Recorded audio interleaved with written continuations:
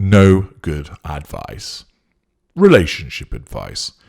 The internet is awash with it. Sites, blogs, question and answer sessions, videos on YouTube. There's a plethora of advice about how to deal with the problems which arise in intimate relationships. A little while ago, I had a look through many of these sites and gathered together the common complaints which people raise when they submit their issues. There are plenty of submissions, thousands upon thousands of people complaining about the issues in their relationships. Oddly enough, I noticed a common thread with many of these complaints where people had written in to seek advice or explain their circumstances. Time and time again, I saw comments such as these. Everything was wonderful to begin with. He swept me off my feet. She made me feel like a king, and it was just what I needed after how horrible my marriage had been. I was taken aback by how loving he was, but it felt so good to be treated that way after everything that I had been through. He told me how he had been hurt before and didn't want to go through that again. His ex-wife was horrible to him, and he had been hurt, but wanted to ensure everything was right between us. Everything was marvellous for a few months, and then he changed. I didn't know him anymore. He started controlling me. She told me who I could see. He started to isolate me from family and friends. He would flirt with other women. She spent all of her time on the internet doing Lord knows what. He never listened to me. He became abusive. The sex was amazing at first, but then it just stopped. He was so loving and attentive in bed, but then he started suggesting threesomes and kinky stuff, which I didn't like. He started to make decisions for me. She would lose her temper over the smallest of things. He would disappear for days on end, and I was sick with worry. He would not speak to me for several days, even though I had done nothing wrong. He started hitting me. He said sorry afterwards, and seemed remorseful for what he had done, blaming it on seeing his dad beat his mum when he was young. He doesn't like anything I do anymore. He puts me down. It's like living with Jekyll and Hyde. He just never contacted me again. I still don't know what happened. He told me he couldn't be with me anymore as he needed time to himself, and then, 2 days later, I see him post about a new girlfriend on social media. He was unfaithful to me repeatedly. I still miss her after everything she has done. I am financially ruined, stressed, but I still love him. Why can't it be like it was in the beginning? I want him back. I should imagine that all of you listening may well be nodding at these comments for 2 reasons. First of all, you remember saying them yourself or something similar. Secondly, you now realize what was actually behind these behaviors. People like me. Over and over again, I saw questions and tales which had all the common theme of brilliant start, he became someone else, dumped me, I was heartbroken. Hundreds upon hundreds of these stories, these tales of misery and woe, a litany of despondency and confusion that had been piled up in the inboxes of the relationship advisors and gurus. I scrolled through them all, reading the replies, the advice, and the suggestions. I read the analysis, I digested the observations, and spent some considerable time in doing so. What did I see? Not one person raised the possibility that the person seeking advice had become involved with a narcissist. Not one. Many of these blogs and relationship advice sites were clearly popular.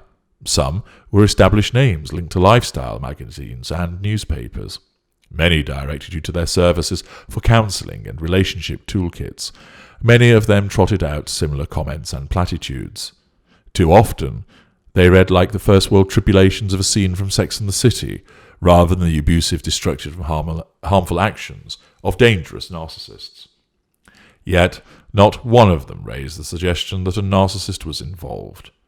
Now, naturally, It's not the case that behind every relationship woe there is a narcissist, but I know that those of you listening to this will, for the benefit of the enlightenment that you have achieved, know that there is a good chance that problems of this nature, as described repeatedly in the problem pages of these sites, are to do with people like my kind.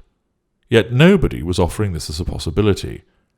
That shows the scale of how easy it is for us to do what we do and pass undetected. It shows the staggering lack of knowledge about what we do say, think, and do, and the naivety of so many people, including those who apparently understand relationship dynamics. Instead, I saw repeated comments such as these, and I will also provide you with my observations upon these comments as well. He is clearly a commitment phobe. No, he doesn't want to spend time with you because he's devaluing you, and he's actually seducing someone else at the current time. The supposed expert writes, "You have outgrown each other." No, you never grew together to begin with, because it was all predicated on an illusion designed to control you, and the lack of interest now is symptomatic of interest being elsewhere and you being devalued.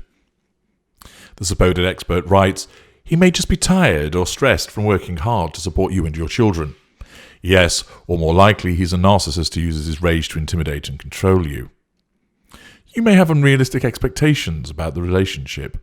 Damn right you do, and we all know why that has happened, don't we? You need him to take responsibility for his actions. He cannot keep blaming you for everything. Good luck with that one. He just might not be into you. Half right, I suppose. He just isn't into your fuel anymore. He's into somebody else's. He controls you by devaluing you. He might be bored with life and not you. Try harder to gain his interest. Again, good luck with that one. Relationships require hard work. Don't give up, keep working at it, and you can overcome the problems together. Actually, they don't, where it's involving somebody with empathy. And what that supposed expert has done there has in effect told you to sign your own death warrant. Some people have anger issues, but that can be managed with understanding and therapy. Or, more likely, they have fury, which ignites at wounding and the threat to control, and always will do. And you are now saddling yourself to that problem if you don't get away. Being hurt is an inevitable part of a relationship. No, it's not. It is if you're involved with a narcissist, but not when you're involved with an empathic person. I'm not suggesting that every problem in a relationship is as a consequence of the other party being a narcissist. That is unrealistic.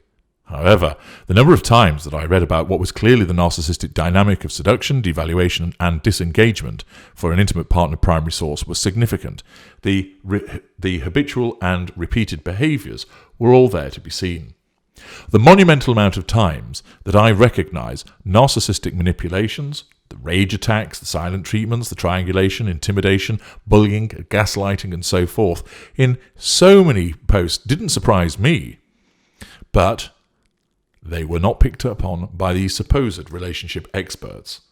Many times, these manipulations were not isolated events.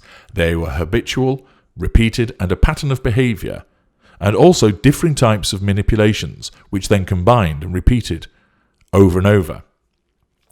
That pattern of behaviour, those repeated actions, point in one direction.